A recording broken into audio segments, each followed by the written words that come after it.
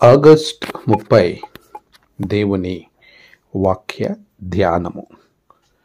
ప్రతి విధము చేతను మీకు సమాధానము అనుగ్రహించును. దశలోనికి రాస్తున్న 2వ పత్రిక 3వ అధ్యాయము 16వ వచనము. మన ప్రభువైన యేసుక్రీస్తు నామములో మీ అందరికీ శుభములు తెలియచేస్తూ ఉన్నాను. ప్రియులారా, దశలోనిక సంఘానికి పౌలు 2వ పత్రిక వ్రాస్తూ ఆయన చెప్పిన అద్భుతమైనటువంటి సమాధాన వాక్యము, సమాధానకర్తయగు ప్రభువు తానే ఎల్లప్పుడూ ప్రతి విధము చేతను మీకు సమాధానము అనుగ్రహించునుగాక.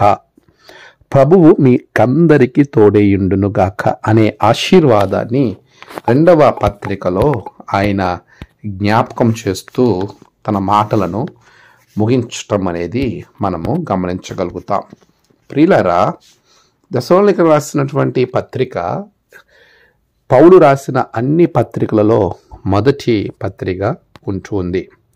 ఈ పత్రికలలో పౌలు మీరు దేవుని యొక్క విశ్వాసములోనికి మరల్చబడిన వారిగా ఉన్నప్పుడు లోకం వైపు చూడకూడదు అనేటువంటి సారాంశాన్ని ఈ పత్రికలలో జ్ఞాపకం చేస్తాడు.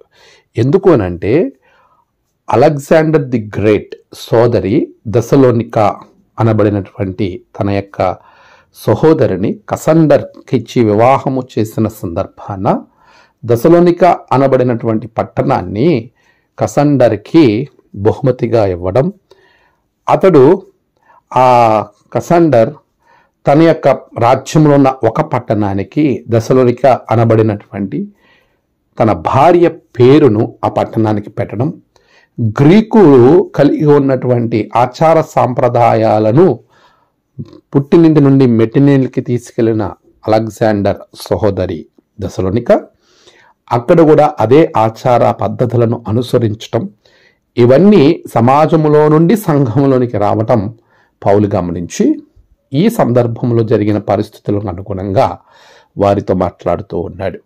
లోకములో ఉన్న పరిస్థితులను మీరు అనుసరించకండి, దేవుని చిత్తాన్ని అనుసరించండి, ఆత్మను దుఃఖపరచకండి, ఆత్మ విషయములో జాగ్రత్తగా ఉండండి, మీరు ఎల్లవేళలా కష్టపడి పనిచేయండి, మీరు ప్రతి ఒక్కరికి ఒకరికొకరు బుద్ధి చెప్పుకుంటూ ముందుకు కొనసాగండి అని చెబుతూ, ఇలా ఉండే మీకు ప్రభువు తానే ఎల్లప్పుడూ ప్రతి విధము చేత ఏదో రకంగా అన్ని విషయములలో మీకు సమాధానాన్ని అనుగ్రహిస్తాడు అనే మాటను చెబుతూ ఉన్నాడు.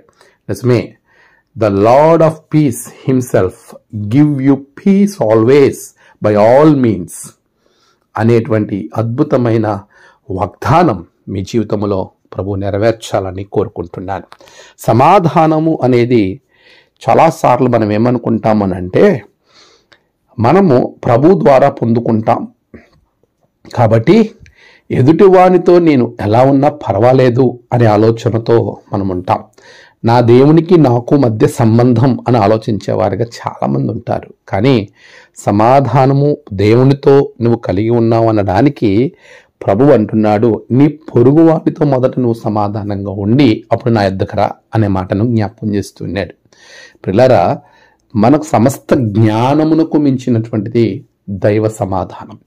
అట్టి గొప్ప సమాధానాన్ని ప్రభు యొద్ద నుండి మనం పొందుకోవడానికి మనము సఖ్యమైతే మనుషులందరితో సమాధానంగా ఉండాలి అనే మాటను నెరవేరుస్తూ మనం ముందుకు వెళ్ళగలిగినప్పుడు పూర్వపు పాపములను తప్పులను మరలా ఎంచక వాటిని పూర్తిగా క్షమించిన వారిగా ఉంటూ ముందుకు కొనసాగినప్పుడు ప్రభు యొక్క అచంచలమైన గొప్ప సమాధానాన్ని మనం పొందుకుంటాం. ఒకవేళ నువ్వు ఈరోజు నీ పొరుగువానితో, నీ కుటుంబంతో, నీ సంఘములో, సమాజంలో, ప్రతి పరిస్థితుల్లో సమాధానం లేని పరిస్థితుల్లో ఉన్నావా? ఇప్పుడే సమాధానపడు. ప్రభు యొక్క సమాధానం నీకు తోడుగా ఉంటుంది. దాని ద్వారా నీ జీవితం ఆశీర్వదింపబడుతుంది. అట్టి కృప ప్రభు నీకు అనుగ్రహించునుగాక. ఆమేన్. ప్రార్థన.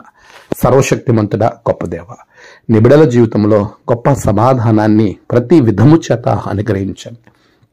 ఈ దినము వారి ప్రయాణాలు, పనులు, తలపెట్టిన ప్రతి కార్యములలో నీవు తోడుగా ఉండండి.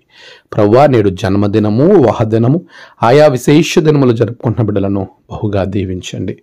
తమ ప్రియులను కోల్పోయి ఆదరణ కొరకు ఎదురు చూస్తున్న బిడ్డలకు ఆదరణ, నెమ్మది అనుగ్రహించండి. దినదీవులతో నింపి మీరే మహిమ పొందమని యేసు నామమున ప్రార్థించి వేడుకొంచున్నాము తండ్రి. ఆమేన్.